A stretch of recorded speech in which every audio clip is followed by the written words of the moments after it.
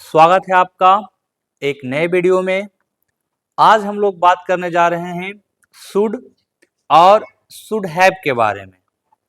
Should के बारे में आप लोग मॉडल वर्ब में पढ़े होंगे कि चाहिए होता है इसका अर्थ।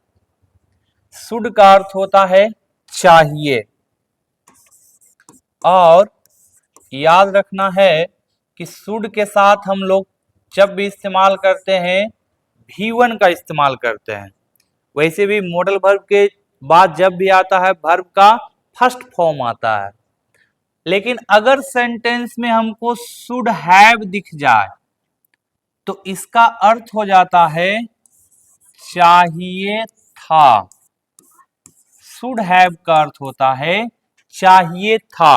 अब दोनों में अंतर क्या है, दोनों में अंतर को समझते हैं। जैसे अगर कोई व्यक्ति कहेगा कि I should walk in the morning,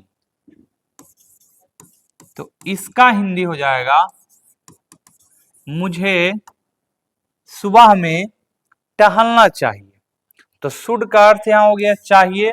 should के बगल में वर्ब का फर्स्ट फॉर्म, क्योंकि मॉडल वर्ब के बगल में फर्स्ट फॉर्म में आता है। लेकिन जब हम शुड हैव का प्रयोग करेंगे तो आपको याद रखना है भूतकाल में कोई काम था पास्ट टाइम टेंस में जो पूरा नहीं कर सका, अब जाके उसको वर्तमान में अफसोस होता है, तो इसका अर्थ निकलता है चाहिए था। जैसे कोई बच्चा मान लीजिए मन लगा के नहीं पढ़ा और उसका रिजल्ट खराब आ गया, तो वो कह सकता था कि मुझे पढ़ना चाहिए था। जैसे मान लीजिए कोई व्यक्ति घर से गुस्सा में निकल गया, आप उसको रिटर्न नहीं बुलाए, फोन नहीं किए और उसका मान लीजिए एक्सीडेंट हो गया, तो आप वहां कह सकते हैं आई शुड हैव कॉल्ड। चूंकि यहां हैव आ गया तो यहां लगेगा V3, तो I should have called him, मुझे उसे कॉल करना चाहिए था।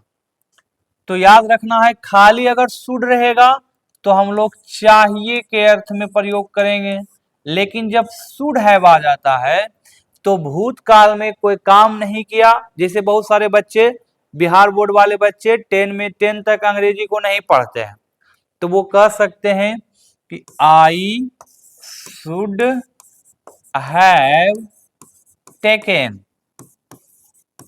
I should have taken English classes, मुझे अंग्रेजी के क्लास करने चाहिए थे लेकिन किया नहीं, रिजल्ट खराब आया, तब उसको अफसोस होता है।